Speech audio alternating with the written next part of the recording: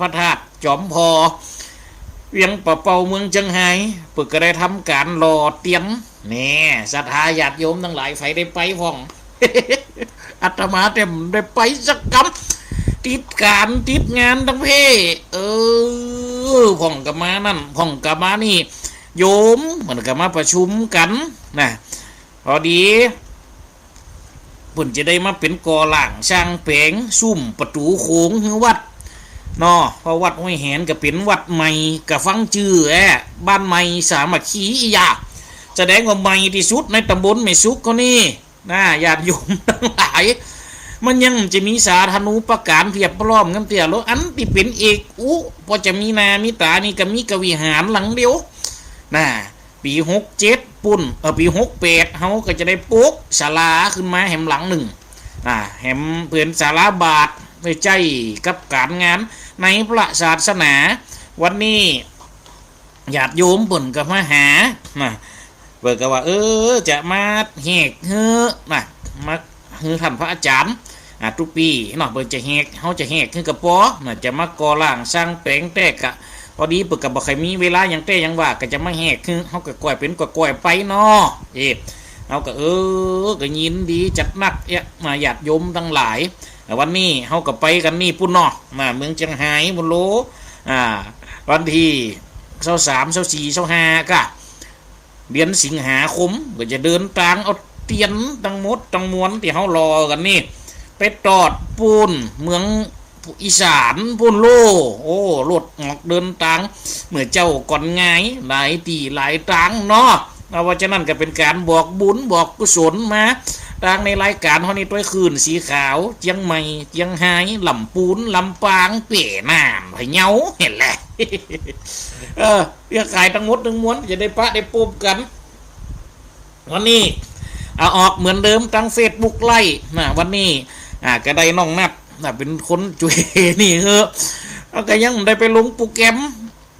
ตั้งแต่แล้วโน้ตบุ๊กรู้เอากำสู่ขวัญกำฉลองข้อยังไปในโน้ตบุ๊กเพราะว่ามันไม่รู้กับรู้กำเดียวกูเกี่ยก็จะมีปัญหาซักยังเอาโปรแกรมพวกตัวนี้อยู่นานนี่หายก็เลยมันได้ไม่ลงซ้ำแหมเต้าเดียวมันนั่นกันนัดมาน้องนัด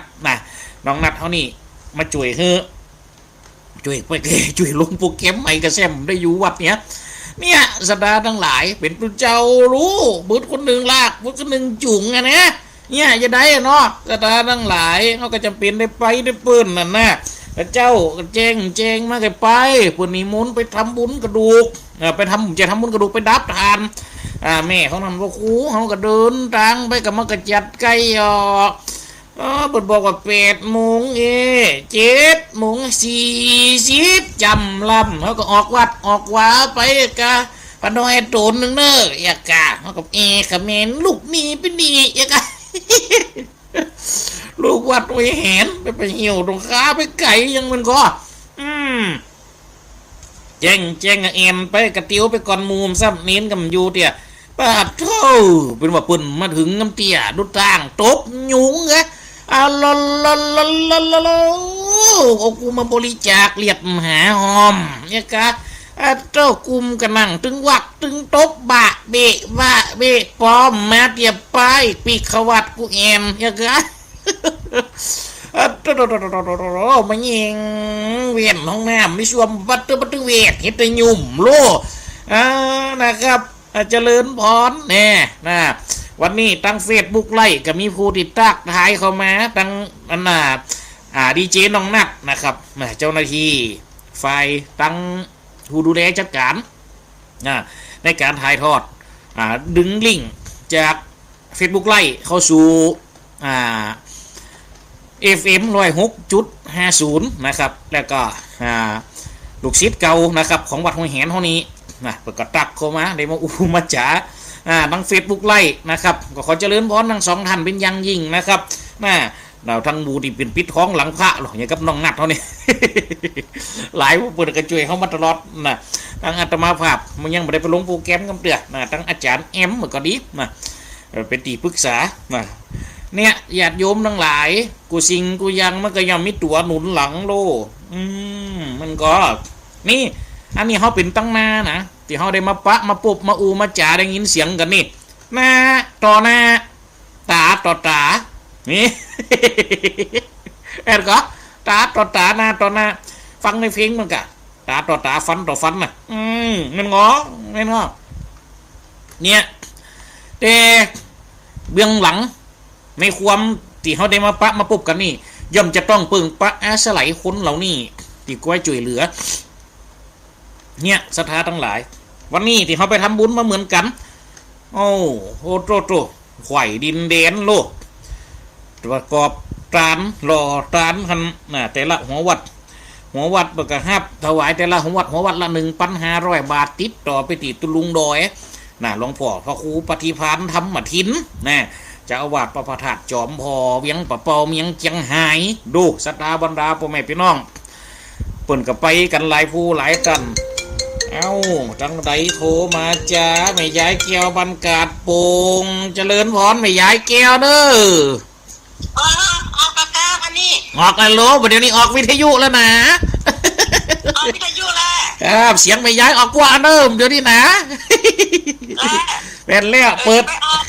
ปุ๊บก็ปุ๊บแต่งอย่างวันนั้นเด้อว่าคือได้ปุ๊ดแล้ววันนี้มีลมมีฝนซักอย่างดักแซ่บวันนี้มันต้องปุ๊บนะมีลมมีฝนวันตั้งครั้งกำลังม่วนมันตั้งใจหัวเพลงแต้มวันนี้เขาตึงจีมันตั้งปักตั้งเปิกจะคิวตึงกระจางด้วยยังกะครับวันนั้นกันไปจีกันเดิมได้ดับด้วยเจริญฝนเนอลูกกันจะได้เอาเพลงมาแต่งอย่าเพิ่งเว้นอันแต่ยันเด้อเจริญฝนเนอโยมไม่ย้ายเด้อจ้าสาธุอายุมันยืนยาว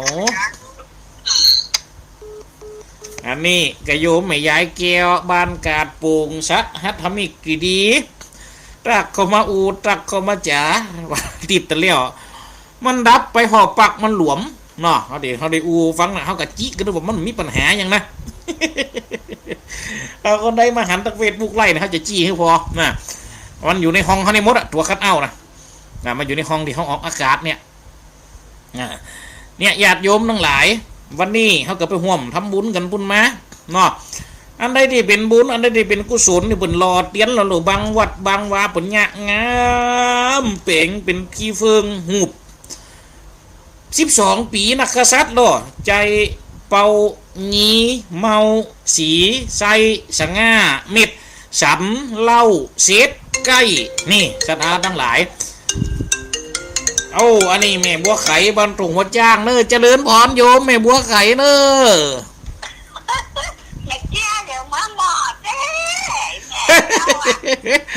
เมียไม่ยายเกียวเปิดก่อนปุ่นเลยอ่ะ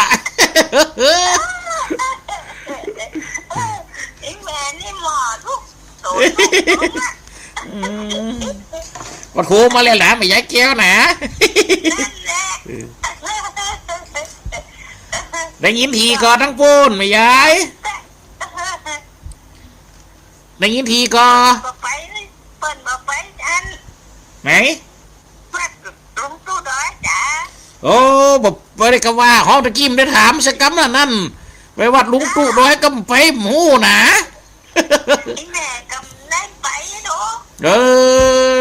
ไปสักคำแต่ยังกันนี่กำได้ไปสักคำอันใดกะนี้อันใดเนาะมันติดงานภารกิจสาธุเจริญพรเลยออกกะสาธุสาธุ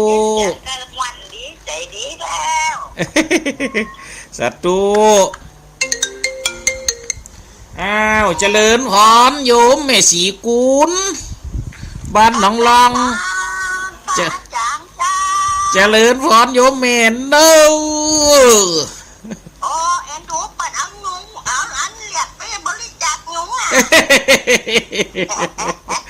นั่นนะกะอยู่วัดดีๆว่าดีไปก่อนลูกก็นั่นนะกะแหะกันว่าจะไปอยู่วันนั้นแม่ได้โทร เออแหละ ได้ไข่หัวได้จ้ะ เดี๋ยวกับอันนี้ ได้ไปเนาะ โอ้ไม่ไปอย่างกันแหละโหนี่ขับไปหลายคนอะล่ะรถนี่เนาะ ผ่าไปหลายคนอ่ะพอเอาสองใจอันผักหน้าคือปรุงร้อยไปยาแล้ว อ๋อฝากผลไปแล้วเนาะ เจ้าชัดเจนนี่นะเจ้า อย่าเลือนฝนอย่างนี้ดีนี่เนาะน้ำบุญเนาะ เจ้าผลก็เพราะหาอย่างนี้นะ โอ้เฟมมาชักเม็ดกันเตียนะ โอ้ยแม่รอดผ้าประจำตันอ่ะ โดนี่ยังไม่ตรากสักฝืนกับเตีย ช่ำอย่างมาดี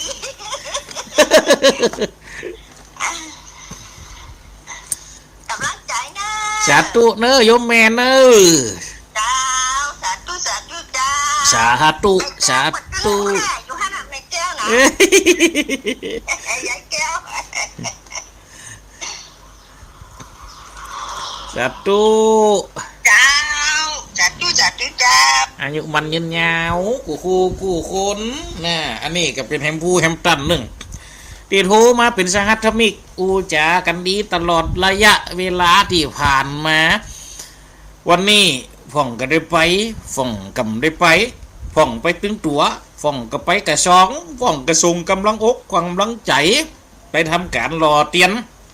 บางวัดบางวาบนเนี่ยจัดงานนะเอาหูบ12นะคะซับปีเปิงนี่แม่มารอเป็นเตียนล่ะคืออธิษฐานเจาะใส่หัวย่อใส่เกาเหียโอ้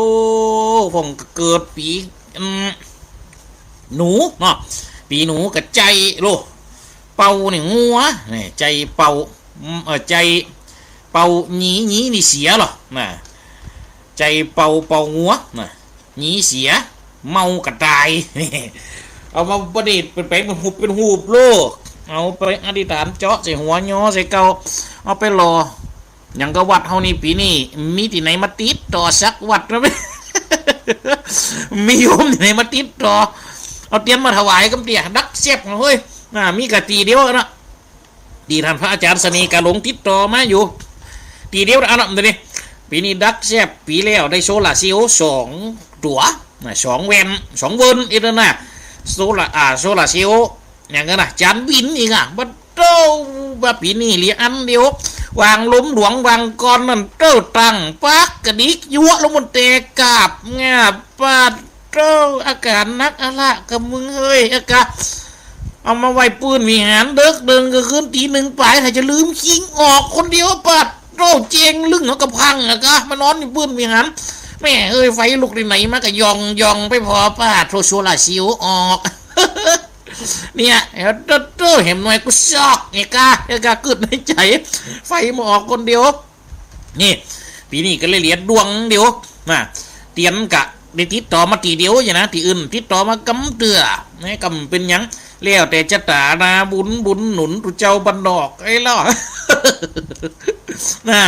เพราะฉะนั้นเนี่ยศรัทธาบรรดาพ่อแม่พี่น้องการรอเตียนนี่คือการฮือเสียงสว่างฟลุยังได้ไปอูเขาเรื่องผมจักกันเดียนะจะไปโหบทับจับเซิร์กกันนี่อูเลี้ยงรอเตียนวันนี้ยังก่อนมันแหกเก่ามันเนี่ยยันดอมันก็จะเป็นนักกะเนี่ยสตาบรรดาผู้ในพี่น้องมือเสียงสว่างโลดทำวัดนี่สมัยตะกอนวัดเท่านี้เอาตีโลขึ้นสูตรโนโกห้องขึ้นบนวิหารนี่ถ้าคันเข้าวัดสานี่ผมจะเปิดไฟนะตามเตียนที่บนตะวันมาตามมันเนาะตะลุงเทาตะขึ้นปุ่นกับป้าชายอะโยโสภะคะวะอะระหังสัมมาสัมพุทโธสวากขาโตเยนะว่าขาวตาธรรมโมเสียงดึกตู้ดึกว่า ดึกกองบึนโลกมันดึงเปิงบนสถานทั้งหลายขึ้นกำสวดไอ้ว่าปวารณะเขาว่าสากับตามของไฟของมันอิมัตสมิงอาวาเสอาลามเมอิมังติมาสังวัดสังอุเปมิอธิฐามิหรือว่ากำหลอกก้อนนั่นก็มีการขึ้นขัน5 โกฏากนะสุมหมอกสุมมาคุบาสังฆะขึ้น5 โกฏากยังหมดเรียบร้อยแล้วปุ๊บนี่ศรัทธาทั้งหลายก็เป็นการเข้าวัดสาจะเตียนตามจะเตดทำพนอยขึ้นทางธรรมาทบรรเฮาเวกันเต้า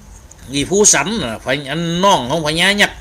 วิโลหาเนี่ยโดนพญาวิโลหาไล่ออกบ้านเอาเมียงกันย้อนเนี่ยก็หันก็นั่นไป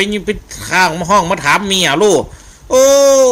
เนี่ยสถาบรรดาพ่อแม่พี่น้องห้องมาถามเมียโลอย่างกับพระเจ้าอูไปแล้วนะเนี่ยประเด็นว่าเราเมื่อถามนี่จะถามกับเมื่อถามมันนะจะตอบกับเมื่อถามพ่องกับคนสมัยมันเดียวว่าเจ้าพญาอันวีผู้สันนี่ยังมากก็คือพี่เพกนะวีผู้สันเนาะยังมาบัดตอบซื่อๆเนี่ยถ้าว่าพระรามถามกับตอบความจริงนี่มันเป็นชูดของเปิ้นโลมันเป็นฮีทของเปิ้นโลถามเมื่อบัดนึงว่าโลอย่างกับมหาธรรมยุสันหรือพญาพี่เพกเนี่ยจะตอบกับเมื่อเปิ้นถามมันถามประจำตอบเรื่องมูนี่เนี่ยก็เลยเป็นฮีทฮะจนได้มีชื่อว่ากำว่าถามเมื่อเพื่อจะตอบกับเมื่อถามนี่สถานทั้งหลายถามประจำตอบลูกของมูนี่น่าอย่างกับเด็กเจ้าอูฟังนะถามแล้วกับถามแล้วลู่ตอบนี่มันมีการพิษแพกมีฮันเตือนนึงโลกมันก็พญาสีปอนั่นเมืองในเรื่องของตำนานไซอิ๋วฮันกับแมนอันเดียวกันน่ะเนาะก็ไปตอบโลกกษัตริย์ลูกของนี่เมืองนั่นน่ะนางซูดห้องเฮาซูไตจีนั่นเนี่ยไปตอบก่อนลูกปุ่มถามเดี๋ยวไปตอบสุดท้ายก็เลยเกิดเป็นปิดเป็นไพ่กับตัวย้อนเขาตัวเก่าเนี่ยฉะนั้นการที่จะถามเนี่ยต้องมีถามการที่จะตอบเปิดต้องถามให้ก่อนนี่ตอบเมื่อถามเนี่ยถามเมื่อตอบเปิดก็เลยห้องว่าถามเมื่อเนี่ยสถาบรรดาพ่อแม่พี่น้องมันที่มีที่มาที่ไปก็นะโลเลี่ยมอ่ะโตว่าไปเนี่ยสถาทั้งหลายเลี่ยมเชียงตีเนาะเจ้าตัวนี้เนาะเนี่ยนะมีหีดห้อยแต่หันมาสู้เราวงยักษ์ของเนี่ยพญาวิโลหาเนี่ยห้องมันมาถามล่อพี่เพกมาถามล่อมันยังได้พี่เพกว่าอันใดนะคือเอานางสีดาเนี่ยไปคืนมันเหี้ยอันใดเนี่ยมันตายมูตายจุ้มนะพญาว่าเจ้าวิโลหาโคตรแต่ว่าเอาจักสุลการคว้างนะครับสีแม่อมัดนั่งหลังโดนจักสุลการตัดคอตายไปแหมสองตูนยักษ์ก็ดูยักษ์ตายไปแหมสองตูนก็ดูโรคูพญาพี่เพกตั้งพญาลูกพญาอินทรชิตกระตามพญากุมภกันกระตามจ่อยห้ามหมุนว่าไว้ความจริงวิโลหาต้องจะฆ่าขมานะจะฆ่าวีผู้สันนี่จะฆ่าพญาพี่เพกนี่จะเอาตายขมันละนี่สถานทั้งหลายโอ้โตสุดท้ายได้ฆ่ากันก็เลยไล่ออกนี่ก็เลยเอาลูกฮือสุดท้ายกระใจลูกของพญาวิภูสันนั่นไปคือไปแขวงเป็นนางสีดาลอยไปบนเอาใส่กองไฟเผาของโลเนี่ยสถาบรรดาพ่อแม่พี่น้องอันนี้ก็เป็นแหมตัวหนึ่งยักษ์นี่มีด้วยกันบนห้องว่ามีด้วยกัน3อย่างสู้เราวงยักษ์นี่1ก็คือพญายักษ์จันพญา2ก็คือเข็นยักษ์เนี่ยก็คือยักษ์เสนาอามาตย์3ก็คือยักษ์ป่าที่หาหูจักกันในยามยักษ์ปักกะลันอีหลุนในทำห้องยักษ์ปักลันเนาะในทำเมียงไปฟังยักษ์ปักลันนี่ขึ้นยันเยกเย่ออกมาจูงเง่ของร้อยเงี่ยมฝานี่สถาบรรดาพ่อแม่พี่น้องแต่ถ้าว่าตามในอันนี่แต่นี่ยักษ์ปักลันนี่คือยักษ์ป่าเป็นผู้ที่โดนสาบมาหรอคือมาเฝ้าแม่น้ำศักดิ์สิทธิ์คือมาเฝ้าสระน้ำศักดิ์สิทธิ์เนี่ยสถาบรรดาพ่อแม่พี่น้องแม่แต่ผีเสือสมุทรนี่ก็เช่นเดียวกันนี่สถาทั้งหลายนางอากาศตะไลก็เช่นเดียวกันที่โดนหอละมานคาไปติดเจ้าอูไปวางก่อนนะนี่สถาทั้งหลายโอ้โตยก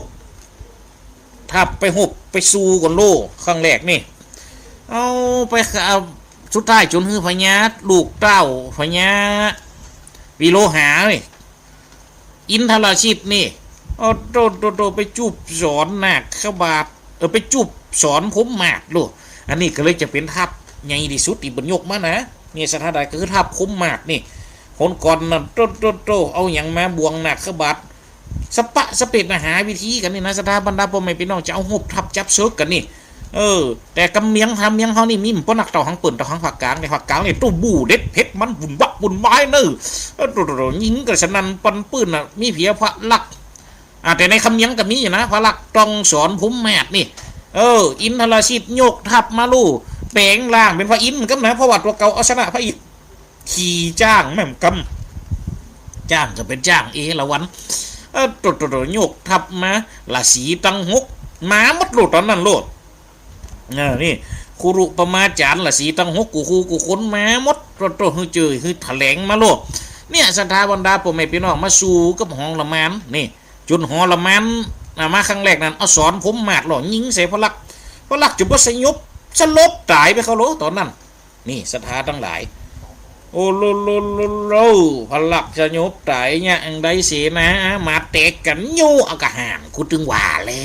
วเอาเห็นแล้วลูกสถาบันดาพ่อแม่พี่น้องโต้ถึงสีนะมาแตกกันหยับปุ่นไปบอกเต้าผมมาจักปุ่นโต้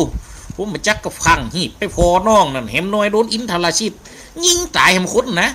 โต้แต่ในคณะเดียวกันนั่นจะถอดออกจะถอดได้พอเป็นสอนผมหมัดอันเดียวกันกับตีพระนารายณ์มีอันเดียวกันกับตีเต้าผมจักมีเขาอย่างเงี้ยจะดอมเดี๋ยวนี้ว้ายมันก็ยิงมาโดนของเขาเนี่ยสถานทั้งหลายก็คือหอละมานเป็นคนไปสู่โลหอละมานเหาะไปเกาะหัวจ้างน่ะที่ได้เป็นพระอินทร์ปลอมที่ยังไปเด็ดหัวจ้างไปอยู่ลุกจ้างไปจ้างปลอมนะจ้างเอราวัณนั่นโต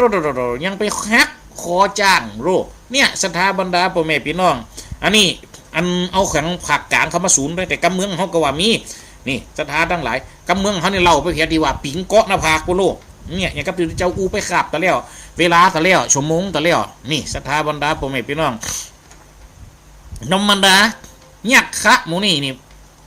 อยู่ที่ไหนป่าหินหัวปานบุญนะสถาบันดาพ่อแม่พี่น้องอันนี้ก็เคยมีลูกศิษย์ลูกหาหลายผู้หลายท่านประกาศขอเขามาเฮือได้อูเฮือได้จ่าเขาเลี้ยงปลาหินมาปานเจริญพรโยมแม่พิษสมัยเขื่อนคำแสนเนอมันชัดเจนดีเนาะโยมแม่นอนน่าเจริญพรไหวโทมาแม่สมจิตป่าไม้เจริญพรอย่าเลินพรโยมแม่สมจิต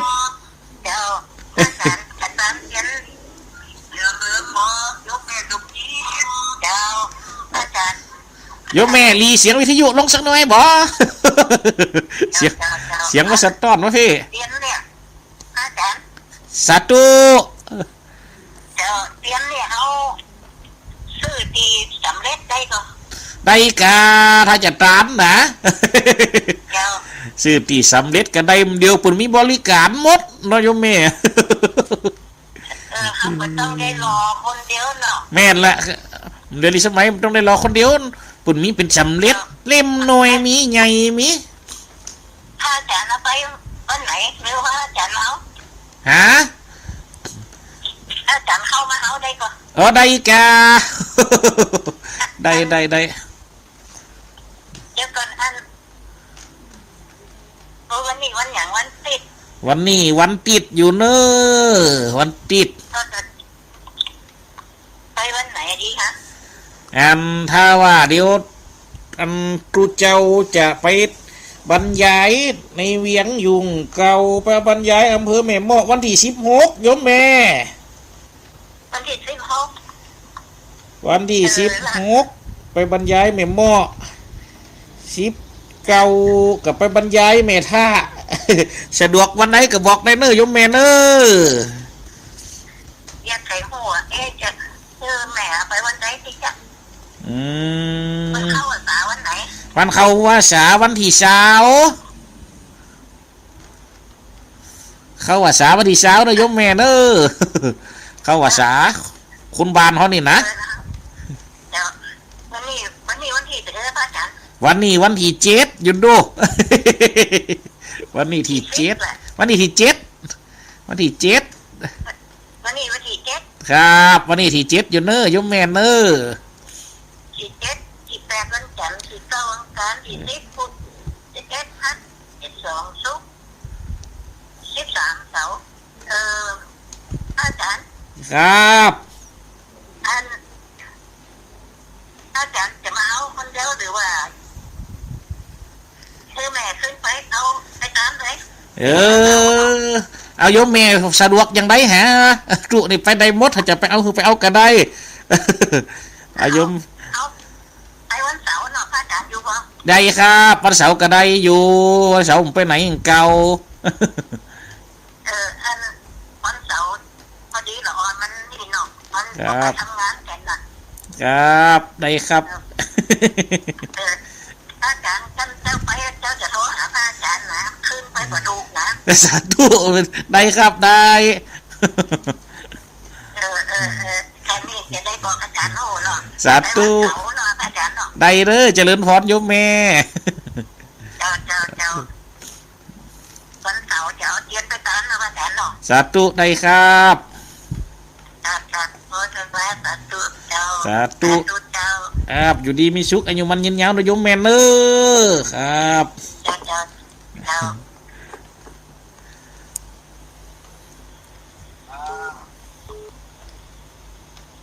อันนี้ก็เป็นโยมตอนนี้มีโยมแม่สีเขื่อนยางโทรเข้ามาเด้อเจริญพร มันนักการเจ้าพระอาจารย์ เจริญพรเด้อโยมแม่สี เจ้าอาจารย์ไปที่เป็นไฮเจ้า ได้ไปสักกรรมโดโยมแม่ได้ไปก่อวันนี้ มันได้ไปเจ้าไม่ไปอบรมสมมา ดูกำได้ไปสักกรรมวะ ลูกเรียนกับใกล้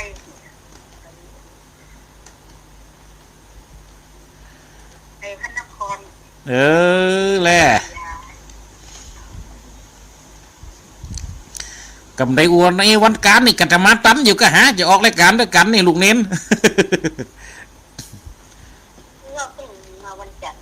อ๋อสัตว์อากาศดีจะได้ออกรายการด้วยกันอยู่แต่พูดในอินชาตินิดหน่อยโยมแม่เนาะ เจ้าท่านเจนเลยเจ้า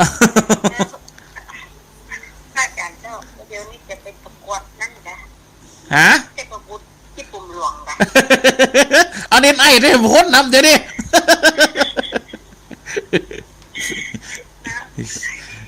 นั่นเน้นไอ้กับชะนีกะหลงเอ็มคนแต่บางทีชะนีกะหลงบนหุ่นดีเหรอ สัตว์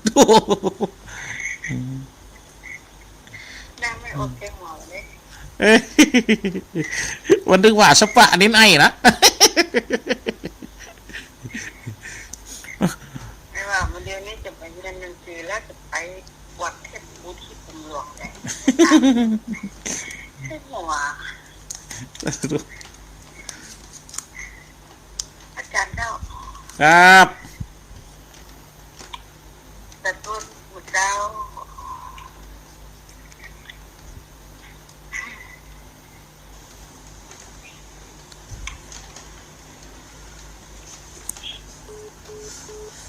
อันนี้ก็เป็นโยมแม่สีเนาะตอนนี้วัดห้วยแหนนะมีเตียนเพิ่มมาแหมเจ้าหนึ่งละ ก็ตอนนี้ก็เพิ่มมาแหมเจ้าหนึ่งละนะก็มีจิตเมตตาทางคุณโยมแม่สมจิตนะบันป่าไม้เมียงลำปางเนาะเปิดก็ได้ติดต่อเขามาจะมาตรอดในวันที่ในวันที่13วันเสาร์นะจะได้มาตรอดมามาจากเอามาถวายนะก็ดีใจนะว่าปัตตาอนุโมทนากับเบิ่นนะได้เปิดก็ได้โทรนัดเข้ามานี่เนี่ยญาติโยมทั้งหลายต่อไปก็ขอเจริญพรเด้อที่บนตักเข้ามาตึงแม่สิทธิ์สมัยก็ตามน้องแม่คุณโยมแม่เพ็ญศรีโดนะบนตักเข้ามาตะกี้นะโอ้ดังกันทางอาจารย์ท่านพระอาจารย์เจ้าปกตักเข้ามาถามอยากสอบถามว่าเหตุการทรงสการพวกอาจารย์ที่ต้องขึงผ้าขาวนี่มีคนคิดอ๋อเป็นมันก็เหมือนกันครับนะทุเจ้านี่เป็นกันบ่ฮืออันนี้เนาะนะครับเจ้ผ้าสังฆากันพ่อสังฆาหรือว่าฮาจีวรนี่ปิดเป็นผ้าห่มของกาสาวพัดศักดิ์สิทธิ์ที่สุดถ้าว่าเป็นงูก็ปิดที่สุดอีกนะเกินผิวไฟมือห้อนมือเมียงสวรรค์จันฟ้าก็มีหลายคติอยู่นะครับบางทีก็ว่าเป็นสัญลักษณ์ว่าผมเป็นตัวเจ้าเลยเขิงไว้แต่พออาจารย์นี่ดาบผ้าขาวนี่บ้านผมนี่มีนะครับสมัยตะกอนนี่จินได้ก็ตามที่เพิ่นได้ปรุงขันดูเพิ่นห้องเป็นหมู่ข้าอาจารย์นะครับจินได้ก็ตามที่เพิ่นยังได้ปรุงขันบ่ได้มอบหมายบ่ได้ปลดขันบ่ได้ลาออกจากอาจารย์ที่เพิ่นตายคำอาจารย์เลยนี่ครับบ้านผมนี่ก็มีอยู่2ลายมีอยู่ลายหนึ่งลายก่อนนั่นพออาจารย์นั้นมีอยู่สุกอันนั้นเพิ่นยุด ก่อนแต่เปิ่นกำได้ล้าเปิ่นจะล้าแล้วนะครับหลวงนานเท่าบ่ฮือล้าเนี่ยแต่เพื่อเปิ่นตายลงปุ๊บก็ยังว่าพ่อเปิ่นได้ยะไปเหมือนบ่ได้มีการส่งข้อบ่ได้มีการส่งเกตส่งบ่ได้มีการเว้นตามเนาะกับบ่เนี่ย แยกเผาเหมือนกันมีตุง4ตัวนะครับปลูกเก้ากล้วยเก้าอ้อยแวกเหมือนกันนี่มาแหมคนหนึ่งกับปุหลวงอาจารย์นานมูลสุรินนะอันนี้พอดีปึกกระจะล้าออกแต่ป่อหลวงนั้นที่วัดเตียตายไปบางกรกำหื้อล้าออกนะครับแต่เพิ่นกำได้เนี่ยหน้าที่ของการเป็นอาจารย์เนาะก็อยู่ช่วยเหลือกันเป็นที่ปรึกษาของพระอาจารย์นะครับเมื่อเพิ่นตายอันนั้นเพิ่นสั่งไว้เลยนะครับตายนี่บ่คือเผาตั้งนอกเพราะว่านั่นเพิ่นปลูงคูเอาแหละเพิ่นว่านะครับเพราะเอาเผาเตอในกองหลวงเลยแต่ก็ยังมีการก่อมีการสารหลักชวัดแวดมดเหมือนกันนะครับแวดตั้ง4ทิศเหมือนกันสีออกเอาประตูสีออกมีประตูตั้งออก4ประตูนี่แล้วมาหุ่นรู้นี่ปหลวงนานนะครับปหลวงนั้นเท่าที่เปิ่นแฮมเฮืออาจารย์ถึง2คนออกมาถึงทิ้งข้าวเปิ่นปุ๊บสบายกระทันเปิ่นเป็นไตมาเมินละเนาะครับเนาะก็มีปุ๊บเพียเปิ่นปุยนะครับอันนี้ขำอาจารย์ซ้ำดูนะครับทุกสิ่งทุกอย่างปิ่นไปขำอาจารย์ซ้ำนี่ปรากฏว่ามีการดาดผ้าขาวครับทุกปีนะครับมีการดาดผ้าขาวเกิงผ้าขาวขึ้นมามีเก้ากุย12นะครับอ้อย12ลาดเจ้าวัด4ทิศนะครับจ่อขาวเนาะนะครับจ่อขาวนี่กับปั้นหัวฝลุนะครับเอานี่ตามหีดมันเขียนไปเลยนะครับบ้านเฮานี่เป็นหีดซื้อเพื่อกันไปเลยกำใจมีแต่ลงเฮานี่นะครับผมไปผมยังไปเสียศพอาจารย์นี่บอกว่าจะเป็นลงเมืองปานก็ตามนะครับเมืองปานนี่ว่าจะเป็นตำบลเจซ่อนตำบลบ้านขอนี่หันนักนะครับดาดผ้าขาวตีว่าคตินี่เพราะว่ายังครับเป็นสัญลักษณ์ปืนได้ครับใจพระศาสนาอีรูตำบลผมไม่นะครับปืนได้ครับใจพระศาสนาอีกอย่างหนึ่งคาถาหรือปืนมีนักนะครับเพราะเดี๋ยวนี้เขาจะได้เผา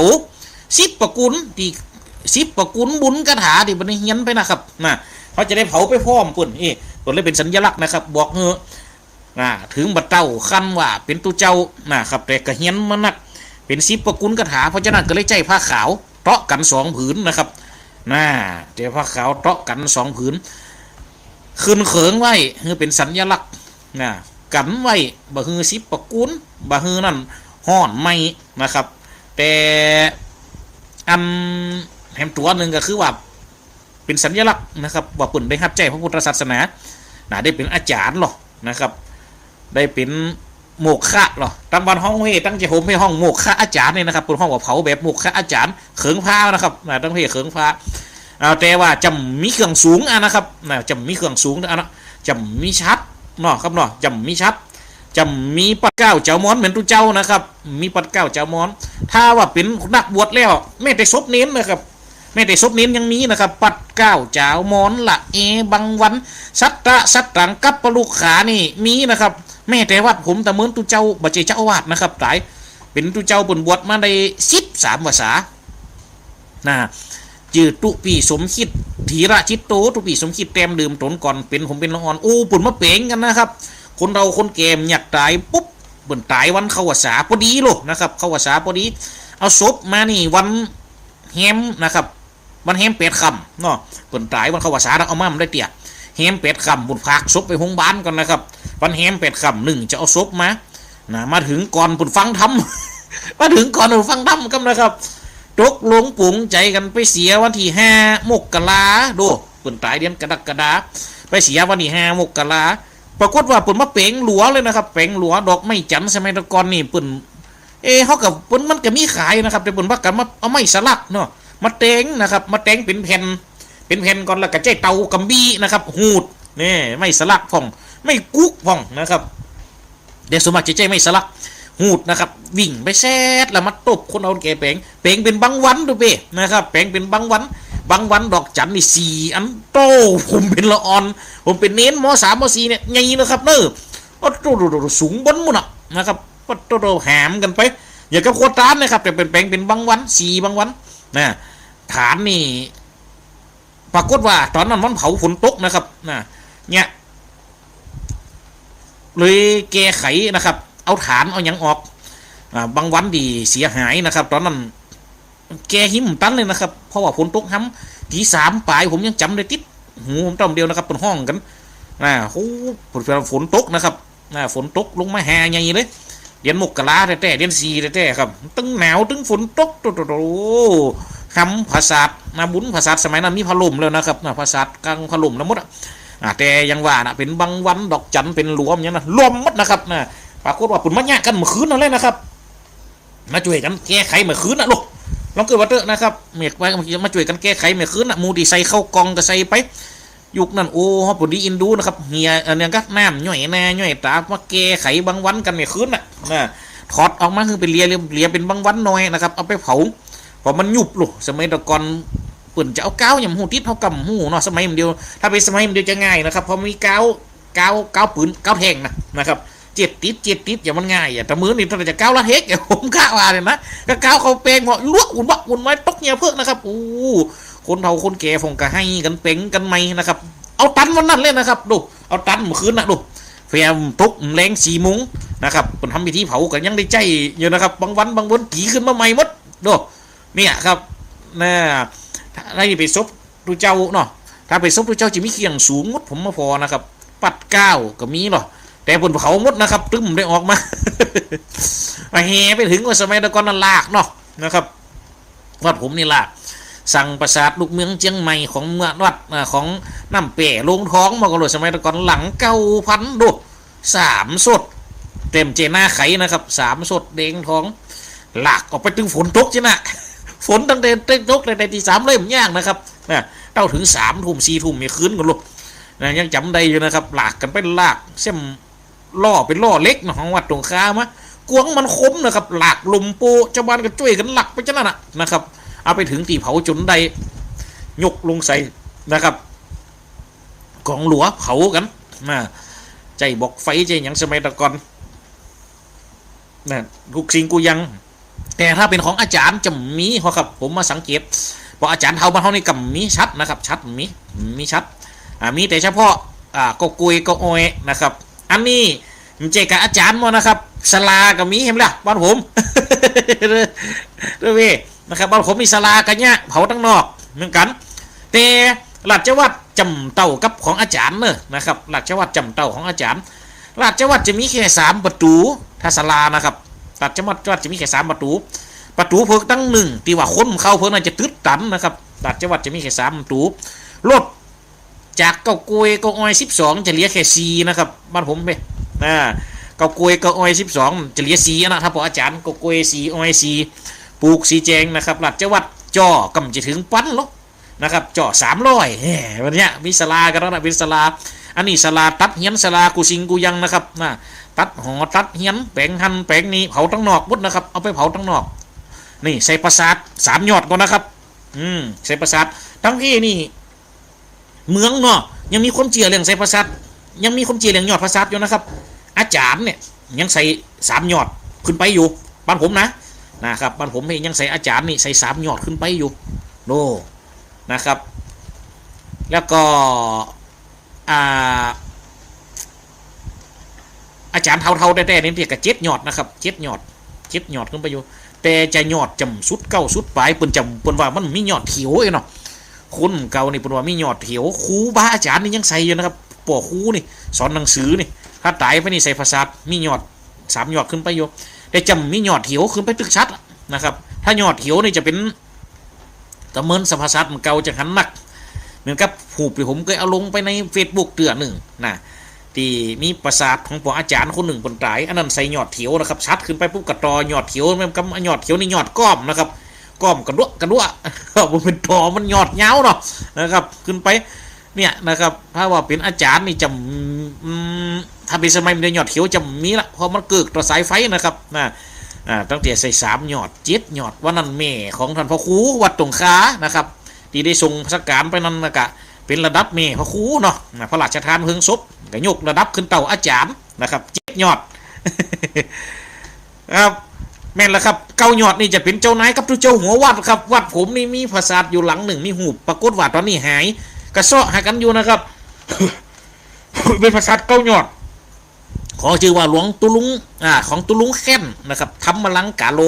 นะหรือหลวงพ่อเจ้าแค้นบรรเทาห้องตุลุงเจ้าแค้นนี่หรอกนะธรรมลังกาโลนะครับเจ้าอาวาสวัดห้วยแหนเท่านี้ผมเป็นละอ่อนยังจำได้ดีอยู่นะครับทรงเป็นทรงดิแพกออกมาปกติภาษาทรงเจ้าโฮมนี่เกาหยอดนี่จำไข่มีมุกนะครับเต่าที่ผมเคยเอาลงไปว่าจะเป็นของหลวงพ่อคำมีวัดดงเย็นหลวงพ่อครูบาสุพรรณกับร้านนะครับเขาหันมุกไปจะเป็นมุกคนยองแต่หลังของตุลุงแค้นมาหูไปเอาที่พ้นที่ไหนมาสมัยตะกอนนะครับเขากระถามกับเป็นสลาลงเขาเนี่ยแต่เป็นปราสาทมีมุกมีสดนะครับปราสาทละต่างสดมุกมีมุกขึ้นมามีเกาหยอดครับมีเกาหยอดมีเกาหยอดมีหลังเดียวนะครับสดมาแล้วทะเลหันประกาศหายปปีกไปสงเมียงอย่างเก่าถ้าจะยากนะครับมีสดนะครับมีสด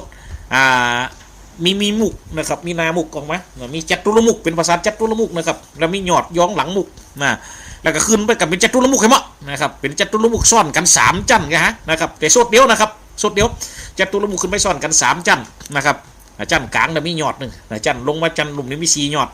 วัดลุ่มชุดกันเก้าก็มีเห็ม4หยอดเป็นเก้าหยอดนะครับหลากไปโป่งดีเกาะตานะครับปัจจุบันหูหัวนี่หายไปตัวเจ้าหัววัดนี่ใส่เก้าหยอดอยู่ครับตัวเจ้าหัววัดนะแม่แต่ตะเลี้ยวหลวงพ่อวัดผมนี่นะครับที่เปิ่นตายเปิ่นเป็นเจ้าอาวาสเก่าเนาะแต่เปิ่นได้เป็นเจ้าอาวาสห้วยแหนได้เปิ่นเป็นเจ้าอาวาสวัดบ้านกิ่วดอนชัยได้เพียมสบายเปิ่นกับปีกมานะครับมาบ้านเฮานี่เรามาหักษาตัวอยู่ก็ได้มาอยู่วัดเฮานี่ก็15 ปีนะครับจนมรณภาพอายุได้74 ปีกระใสตอนนั้นพระเจ้าบ้านยังพยายามจะเอาแบบเก่าอยู่นะครับจะเอาแบบเก่าหยอดอยู่แต่ยังว่านะครับมันเป็นยุคสมัยที่มันอดีตไปละตอนนั้นก็เลยได้ใส่แค่3หยอดนะครับ3หยอดสั่งมาจากบ้านไห้นะน้อยเนี่ยครับเก้าหยอดนี่ส่วนมากจะใส่เจ้านายเนาะนะครับอาจารย์กะอย่างกะนี่ย้อนนั่นศพเมฆพระครูนั่นพอดีวันเฮาเพศเท่ากับพระราชทานเมืองศพนี่เปิดถือว่าเป็นเตรียมเจ้าเนาะนะครับเปิดถือว่าเป็นได้ไฟจากหลวงมะได้ไฟจากนี่มะก็เลยใส่ฮือปืนได้7หยอดนะครับวันนั้นของเมฆพระครูนะครับหลังขาว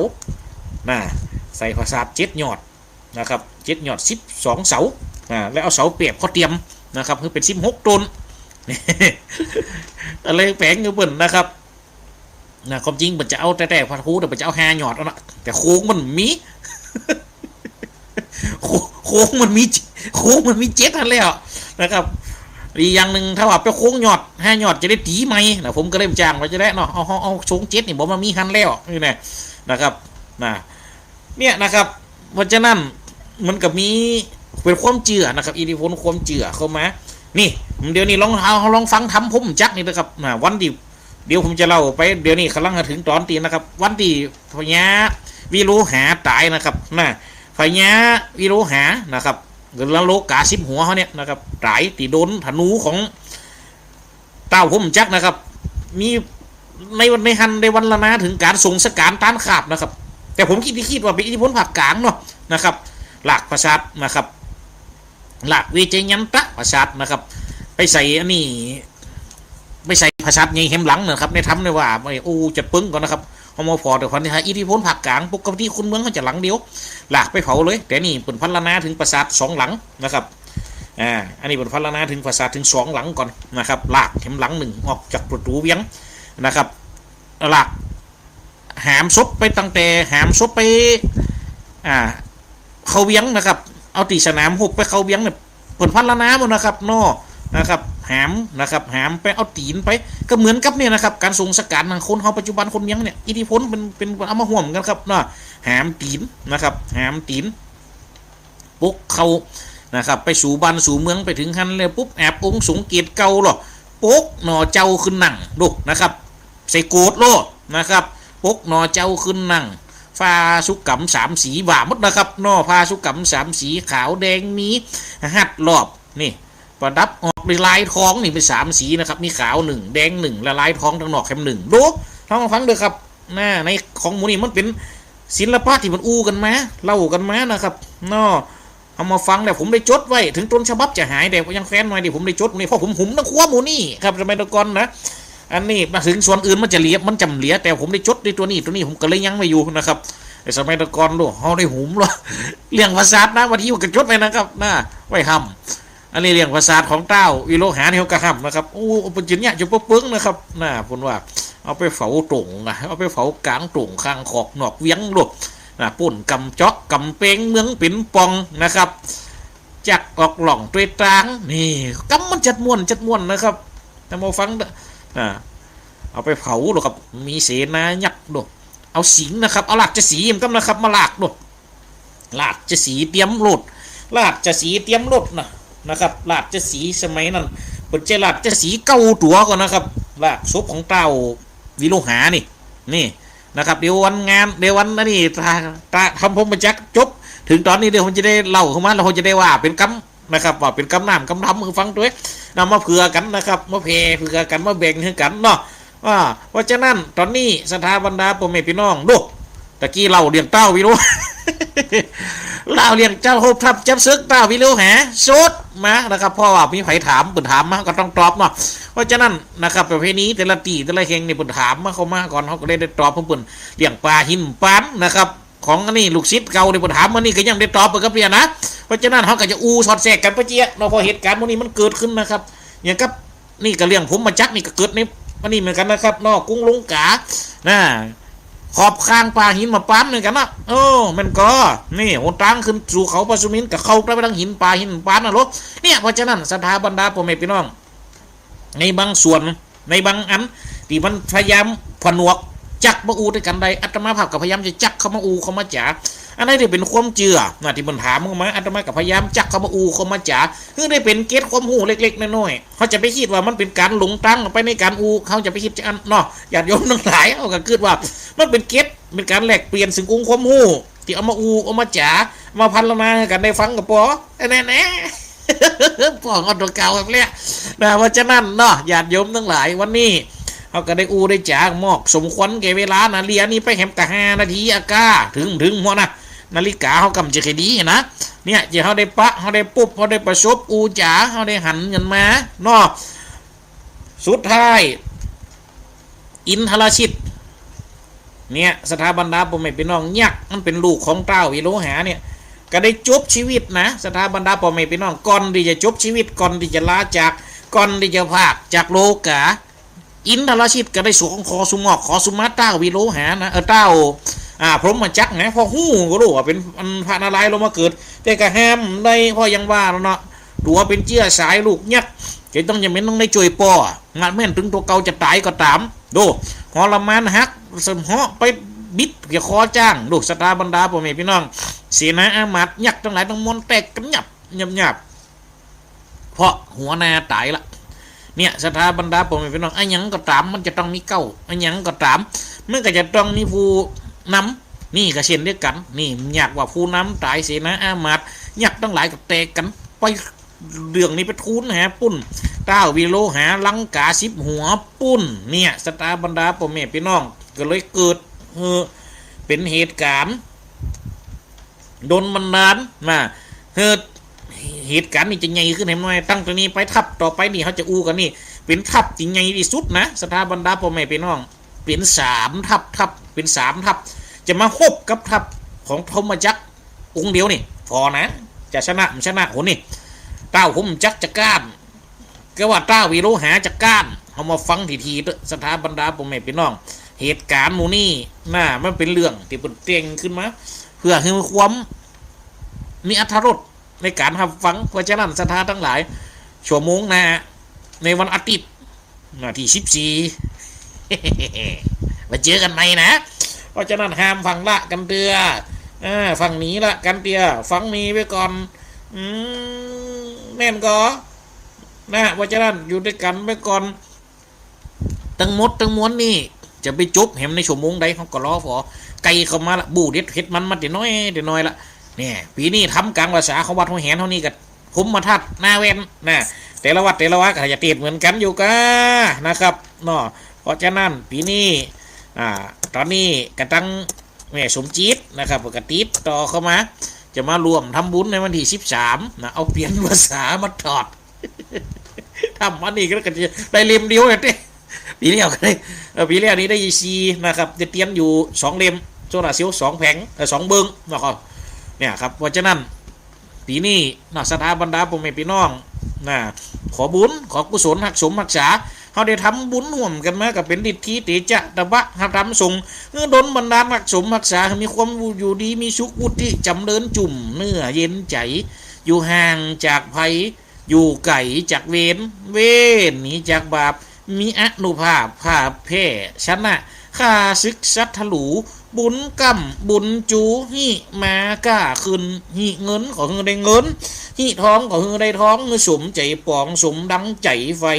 เกิดจริงใดก็คือสมใจหวังก็คือสตังไหลมาบาขาดมีโจกมีลาบมีเงินหลายๆจะกล้าจะขายให้ได้กำไรจากการกล้าการขาย